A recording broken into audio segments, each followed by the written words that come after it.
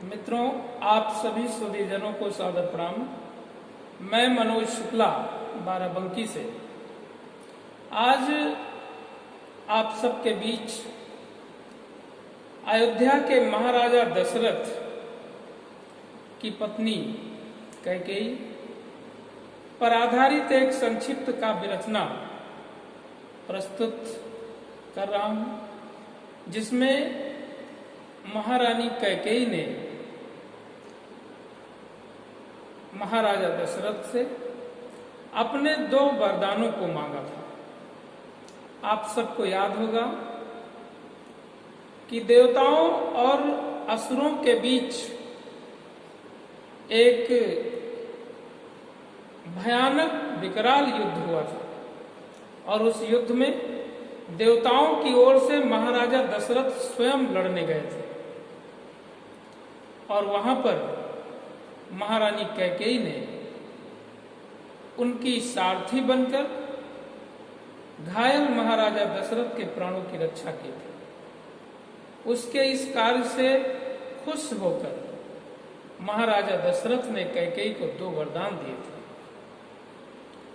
आज जिस काव्य कथा को मैं आप लोगों के बीच रख रहा हूं वह कैकेयी के उन्हीं 2 वरदानों पर आधारित है। कैकेयी आज किस तरह से महाराजा दशरथ से अपने 2 वरदान मांगती है और महाराजा दशरथ किस तरह से विवश होकर रघुकुल की मान मर्यादा की रक्षा के लिए 2 वरदान उसको देते हैं। तो आइए आप सब इस संक्षिप्त काव्य कथा का रसास्वादन कीजिए। प्रस्तुत। नारी चरित के आगे जब जब पुरुष विवश हो जाता है, नारी चरित के आगे जब जब पुरुष विवश हो जाता है, तब तब चित्र अयोध्या का फिर से सजीव हो जाता है। नारी चरित के आगे जब जब पुरुष विवश हो जाता है, तब तब चित्र अयोध्या का फिर से सजीव हो जाता है। कैकेयी सम नारी जब विकराल रूप निज करती है, कैकेयी सम नारी जब विकराल रूप निज करती है, तब सागर की मर्यादा घटती और कांपती धरती है। तब सागर की मर्यादा घटती और कांपती धरती है। जब अवधपुरी के शासक को था समय सर्प फण मार गया, जब अवधपुरी के शासक को था समय सर्प फण मार गया, तब राजा दशरथ जैसा योद्धा रानी से था हार गया। तब राजा दशरथ जैसा योद्धा नारी से था हार गया। पड़ गई विपत्ति अयोध्या पर, पशु पक्षी तक अकुलाए थे। पड़ गई विपत्ति अयोध्या पर, पशु पक्षी तक अकुलाए थे। अपने राजा की करनी पर सबके सब जन घबराए थे। ऐसा जाल बिछा महलों में रौनक सारी लुप्त हुई। ऐसा जाल बिछा महलों में रौनक सारी लुप्त हुई। कैकेयी की चालों में थी राज शक्ति भी सुप्त हुई। चाल मंथरा कैकेयी की समझ नहीं हुए पाए थे। चाल मंथरा कैकेयी की समझ नहीं हुए पाए थे। राजभवन के कोप भवन में दौड़े दौड़े आए थे। फिर जब कोप भवन पहुंचे तो क्या देखा, कौन सा दृश्य राजा ने देखा? एक चित्र बनाने का प्रयास किया है। राजा ने क्या देखा कोप भवन में? कोप भवन आप सब समझते होंगे, प्राचीन काल में राजाओं महाराजाओं के दरबार में एक विशेष कमरा कोप भवन के लिए रखा जाता था। घर का जब भी कोई सदस्य किसी से असंतुष्ट होता था, नाराज होता था, तो वह सीधा उसी कोप भवन में चला जाता था। तो ये मान लिया जाता था कि उस व्यक्ति में किसी न किसी बात को लेकर नाराजगी है।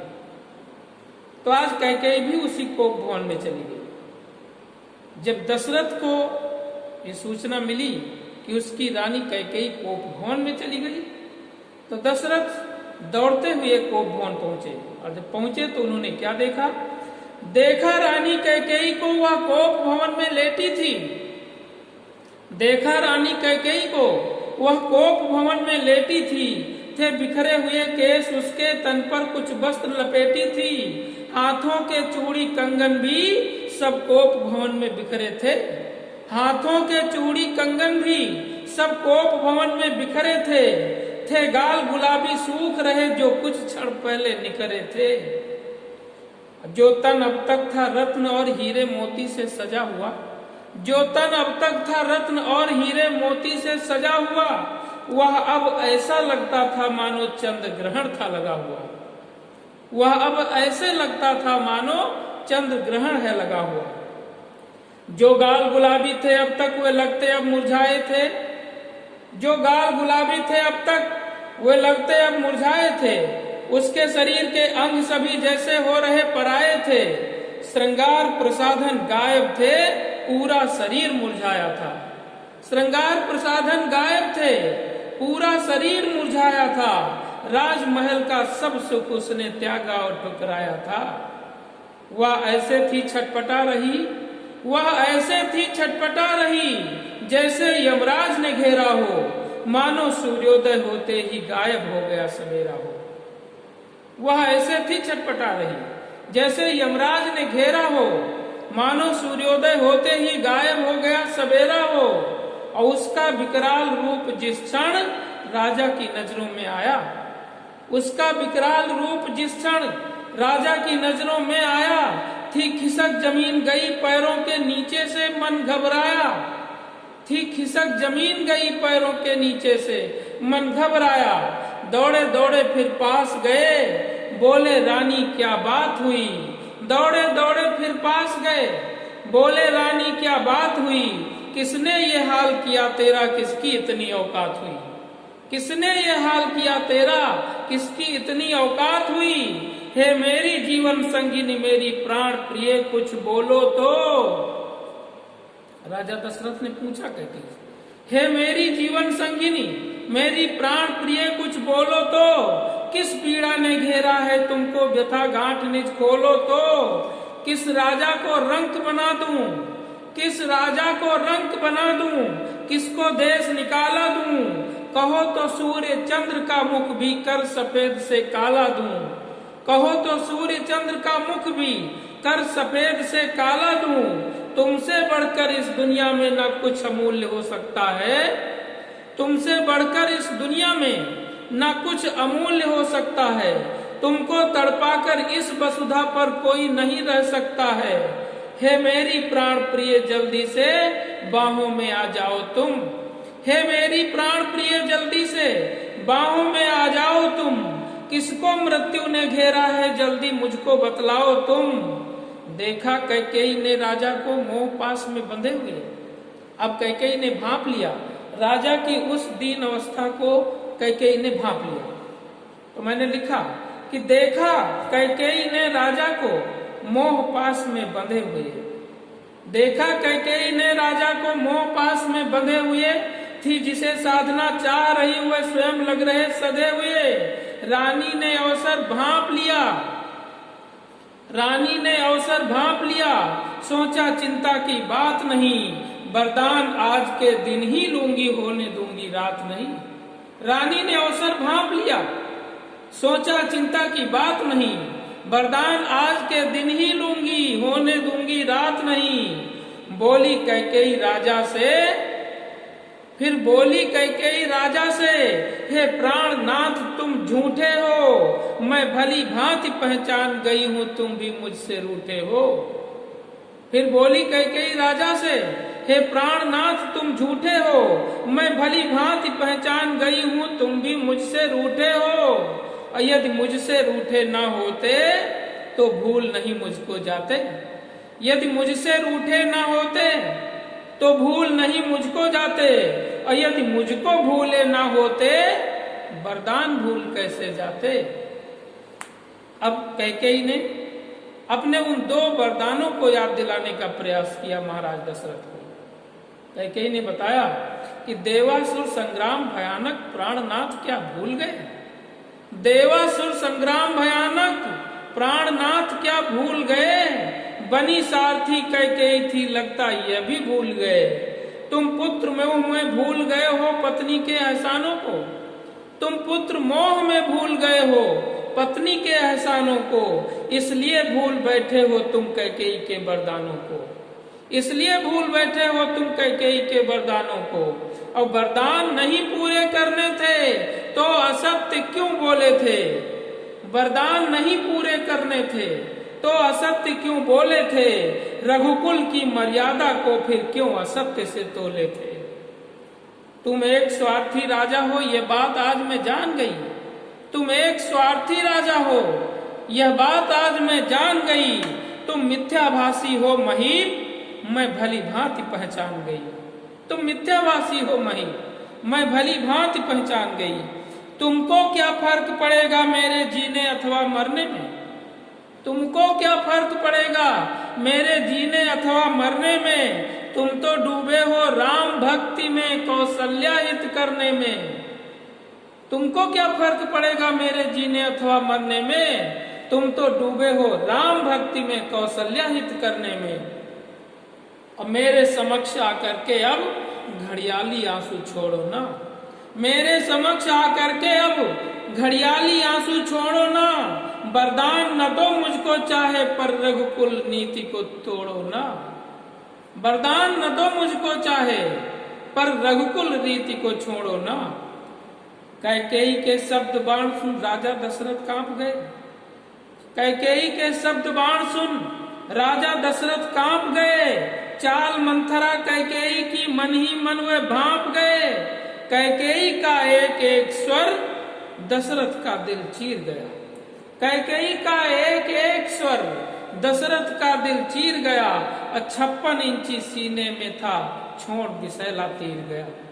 कैकेयी का एक एक स्वर दशरथ का दिल चीर गया, 56 इंची सीने में था छोड़ विषैला तीर गया।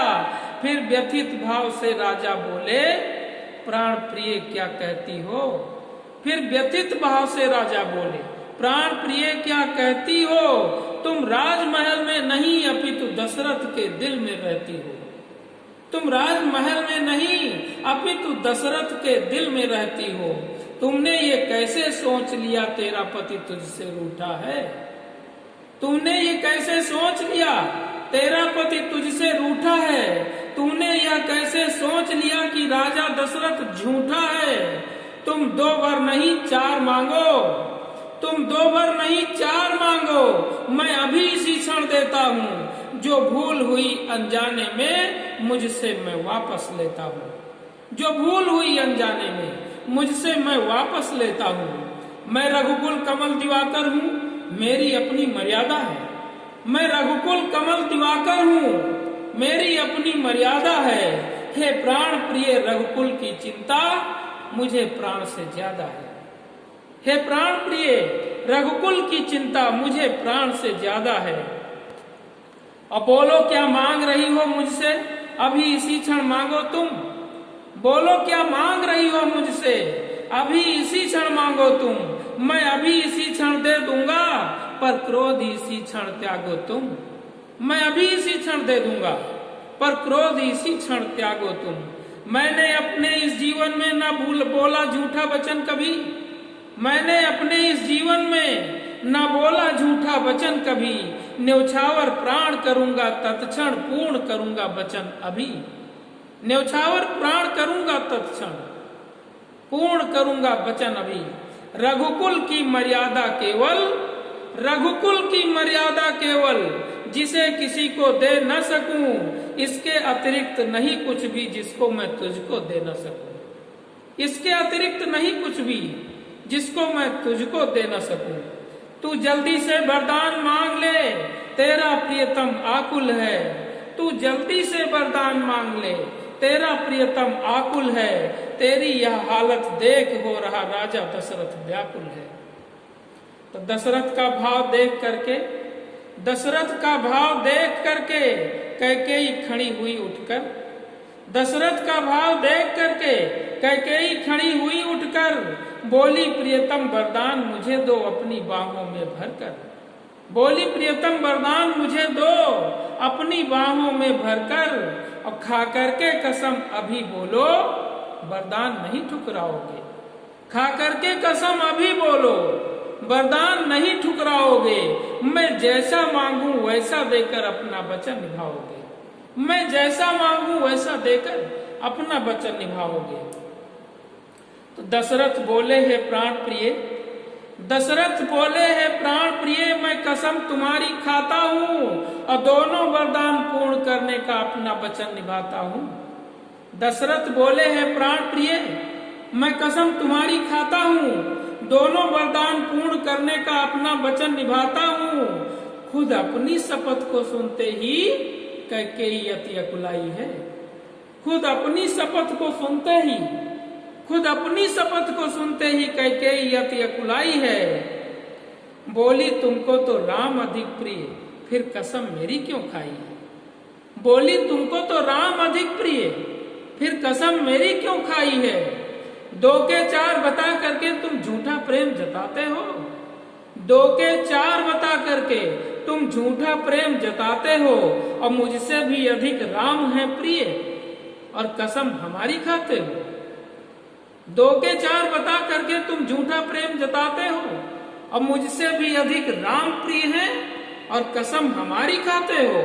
विश्वास करूंगी उसी समय जब कसम राम की खाओगे। विश्वास करूंगी उसी समय जब कसम राम की खाओगे, अन्यथा अभी कुछ क्षणों बाद जीवित न मुझको पाओगे। अन्यथा अभी कुछ क्षणों बाद जीवित न मुझको पाओगे। राजा ने देखा रानी को, वह रह रह कर फुफकार रही। राजा ने देखा रानी को, वह रह रह कर फुफकार रही। वह बिजली सी थी तड़प रही, नागिन सी थी फण मार रही। वह बिजली सी थी तड़प रही, नागिन सी थी फण मार रही। राजा दशरथ हंसकर बोले, मैं कसम राम की खाता हूँ। राजा दशरथ हंसकर बोले, मैं कसम राम की खाता हूँ। अब तो मत रूठो प्राण प्रिय, मैं अपना वचन निभाता हूँ। अब तो मत रूठो प्राण प्रिय, मैं अपना वचन निभाता हूँ। कसम राम की सुनकर रानी कैकेयी मुस्काई है। कसम राम की सुनकर रानी कैकेयी मुस्काई है। ऐसा लगता था जैसे उसने अब अमूल्य निधि पाई है। ऐसा लगता था जैसे उसने अब अमूल्य निधि पाई है। बोली, राजा बन जाए भरत। उसने वरदान मांगना शुरू किया। पहले वरदान में क्या मांगा उसने? कहा, बोली राजा बन जाए भरत, पहला वरदान मांगती हूँ। बोली, राजा बन जाए भरत, पहला वरदान मांगती हूँ और पुत्र भरत की खातिर मैं हर सीमा आज लांघती हूँ। बोली, राजा बन जाए भरत, पहला वरदान मांगती हूँ, पुत्र भरत की खातिर मैं हर सीमा आज लांघती हूँ। पहले इसको पूरा कर दो तो दूजा वर भी मांगू मैं। पहले इसको पूरा कर दो तो दूजा वर भी मांगू मैं। अगर इसमें कोई शंका हो तो प्राण इसी क्षण त्यागू मैं। अगर इसमें कोई शंका हो तो प्राण इसी क्षण त्यागू मैं। राजा ने कुछ क्षण तक सोचा, पैरों से खिसक जमीन गई। राजा ने कुछ क्षण तक सोचा, पैरों से खिसक जमीन गई। ऐसा लगता था जैसे उनकी दुनिया ही उनसे छीन गई। ऐसा लगता था जैसे उनकी दुनिया उनसे छीन गई। फिर दिल पर पत्थर रख करके बोले, चिंता की बात नहीं। फिर दिल पर पत्थर रख करके, फिर दिल पर पत्थर रख करके बोले, चिंता की बात नहीं। राज भरत को देता हूँ पर करना दूजा घात नहीं। राज भरत को देता हूँ पर करना दूजा घात नहीं। मेरे लिए तो राम और भरत दो आंखों के जैसे हैं। मेरे लिए तो राम और भरत दो आंखों के जैसे हैं। एक दूजे से मिले बिना दोनों रह सकते कैसे? मेरे लिए तो राम और भरत दो आंखों के जैसे हैं।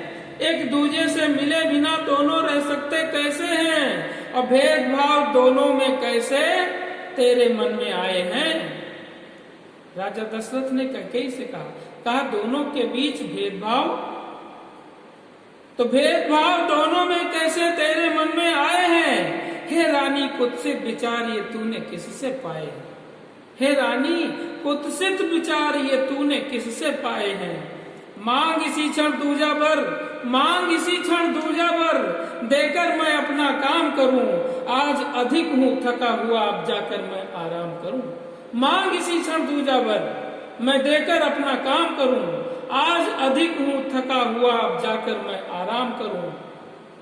कैकेयी ने मांग लिया अपना दूजा वरदान, तभी मौके का पूरा फायदा उठाया कैकेयी ने और दूसरा वरदान भी मांग लिया। क्या मांगा?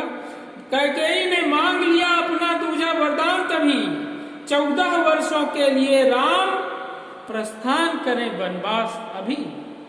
कैकेयी ने मांग लिया अपना दूजा वरदान, तभी 14 वर्षों के लिए राम प्रस्थान करें वनवास अभी। और इसमें भी है एक शर्त, और वह वेश तापसी का करके। इसमें भी है एक शर्त, और वह वेश तापसी का करके, सीधे वनगमन करे सिर पर आदेश आपका रख करके। तो वनगमन राम का सुन करके वरदान दूसरा रानी का, वनगमन राम का सुन करके वरदान दूसरा रानी का।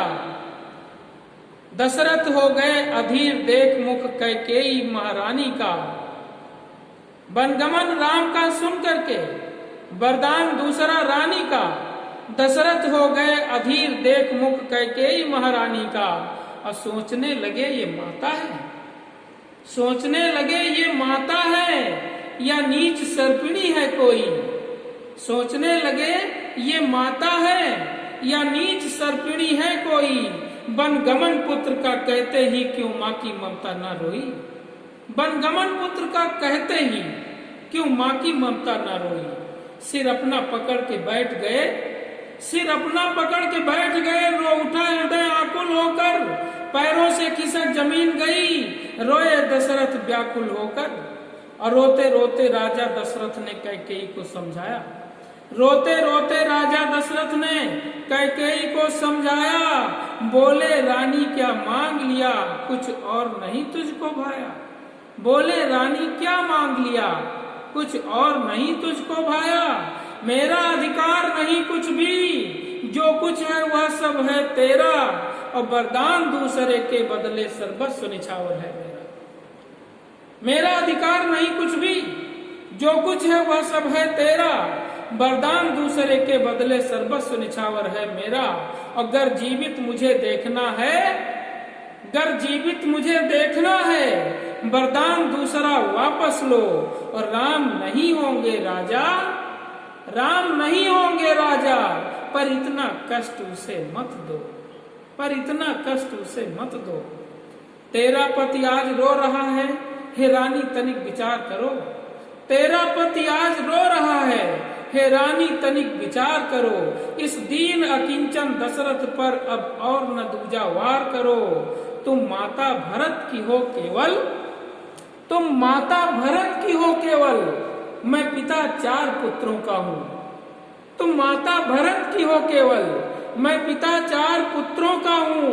और कैकेयी तेरे कारण मैं हो गया आज दुष्टों सा हूँ। कैकेयी तेरे कारण मैं हो गया आज दुष्टों सा हूँ। और 14 वर्षों के लिए अगर वनवासी राम आज होंगे, 14 वर्षों के लिए अगर वनवासी राम आज होंगे, तो मेरी मृत्यु सुनिश्चित है, यमराज द्वार पर ही होंगे। तो मेरी मृत्यु सुनिश्चित है, यमराज द्वार पर ही होंगे। कल राज तिलक होना जिसका। दशरथ अत्यंत भाव विभोर होकर रुदन करने लगे और कहने लगे कि कल राज तिलक होना जिसका, कल राज तिलक होना जिसका, उसका कैसे वनवास करूं। कल राज तिलक होना जिसका, उसका कैसे वनवास करूं। और वनवास भेजने से पहले मैं क्यों न स्वर्ग में वास करूं। वनवास भेजने से पहले मैं क्यों न स्वर्ग में वास करूं।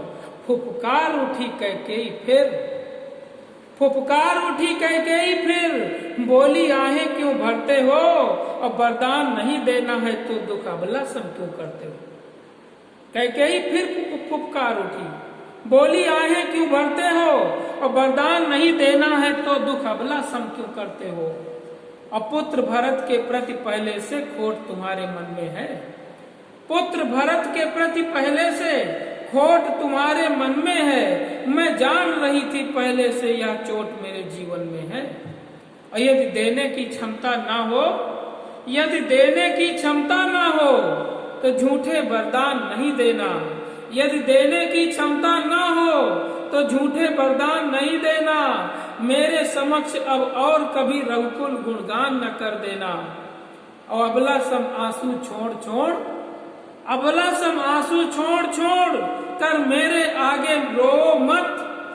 विश्वास खो दिया रघुकुल का, विश्वास खो दिया रघुकुल का, अब सूर्य वंश को खो मत। फिर चौंक उठे दशरथ बोले, रानी कैकेयी की इस आवाज को सुनकर राजा दशरथ फिर से होश में आ गए। सहसा चौंक उठे और बोले, तो फिर चौंक उठे दशरथ बोले, दोनों वरदान दे रहा हूं, लेकिन अब अपने जीवन से मैं भी संन्यास ले रहा हूं। फिर चौंक उठे दशरथ बोले, दोनों वरदान दे रहा हूं, लेकिन अब अपने जीवन से मैं भी संन्यास ले रहा हूं। और राम वनगमन करे अभी, रघुकुल मर्यादा कहती है। राम वनगमन करे अभी, रघुकुल मर्यादा कहती है। देखता हूं मेरी सहन शक्ति यह पीड़ा कब तक सहती है। देखता हूं मेरी सहन शक्ति यह पीड़ा कब तक सहती है। रे क्रूर कुटिल कैकेयी, मैंने तुझको न पहचाना था। रे क्रूर कुटिल कैकेयी, मैंने तुझको न पहचाना था। और तू निकली एक विषैली नागिन जिसे प्राण प्रिय माना था। तू निकली एक विषैली नागिन जिसे प्राण प्रिय माना था। थी तुझसे ये उम्मीद नहीं कि रघुकुल नाश करेगी तू।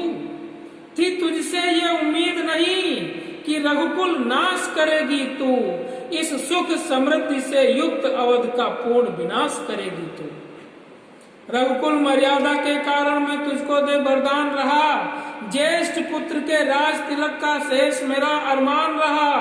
और इस संसार में जब जब कोई, इस संसार में जब जब कोई घर परिवार नष्ट होगा, इस संसार में जब जब कोई घर परिवार नष्ट होगा, तो तेरा ही उदाहरण सुनकर रे दुष्टा तुझे कष्ट होगा। तेरा ही उदाहरण सुनकर रे दुष्टा तुझे कष्ट होगा। और वरदान तुझे देने से पहले, वरदान तुझे देने से पहले मेरा वध यदि हो जाता तो राज्य अयोध्या का मेरे हाथों मिटने से बच जाता। और गलहार जिसे समझा मैंने वह फांस गले का बन बैठी। गलहार जिसे समझा मैंने वह फांस गले का बन बैठी। और प्राण बचाने वाली ही अब प्राण घातनी बन बैठी। प्राण बचाने वाली ही अब प्राण घातनी बन बैठी। रे दुष्टा तेरे कारण संपूर्ण अवध मिट जाएगा। रे दुष्टा तेरे कारण संपूर्ण अवध मिट जाएगा। रघुकुल कमल दिवाकर का अब यही अस्त हो जाएगा। रघुकुल कमल दिवाकर का अब यही अस्त हो जाएगा। महाराज रघु के सत्कर्मों से, महाराज रघु के सत्कर्मों से विख्यात अयोध्या है। महाराज रघु के सत्कर्मों से ही विख्यात अयोध्या है। रे कैकेयी तेरे कारण, रे कैकेयी तेरे कारण हो गई अनाथ अयोध्या है। रे कैकेयी तेरे कारण हो रही अनाथ अयोध्या है।